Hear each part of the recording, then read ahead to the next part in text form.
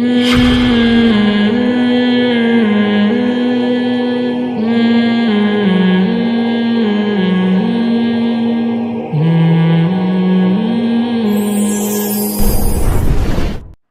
ہو کہ نہیں سمجھتے ہو؟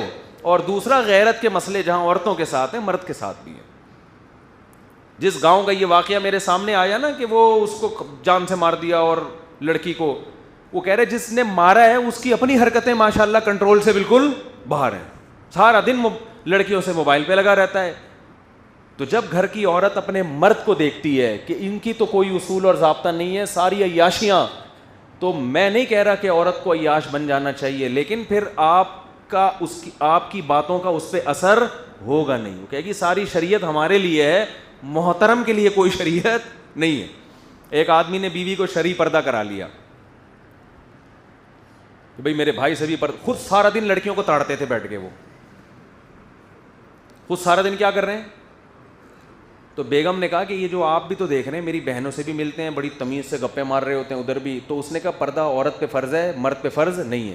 بات صحیح ہے, پردہ عورت پہ فرض ہے, لیکن مرد کو اس کی اجازت نہیں ہے کہ جو بے پردہ عورت آپ کے سامنے آئے آپ اس سے بے تکلف اور فری ہو جائیں آپ اس سے.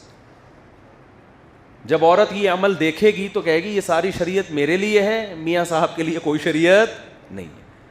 تو پھر اثر نہیں ہوتا باتوں کا. ہمارے نبی صلی اللہ علیہ وسلم کی زوجات پہ نصیحت کا اثر کیوں تھا؟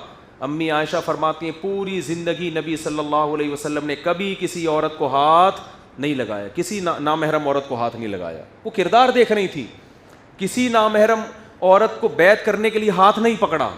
حالانکہ آپ تو روحانی باپ تھے, آپ تو تعویل کر سکتے تھے, اور آپ کی نیت پہ شک کرنے والا کافر ہو جاتا. تو اپنا کردار بھی میرے بھائی ٹھیک کرنے کی ضرورت. تو اللہ تعالی ہمیں اعتدال والے راستے کو اختیار کرنے کی توفیق عطا فرمائے. جہاں شریعت نے نکاح کو پروموٹ کیا ہے وہاں برائی پہ پابندی لگائی ہے, تو دونوں چیزیں لے کے چلنی ہیں. سبحانک اللہم و بحمدک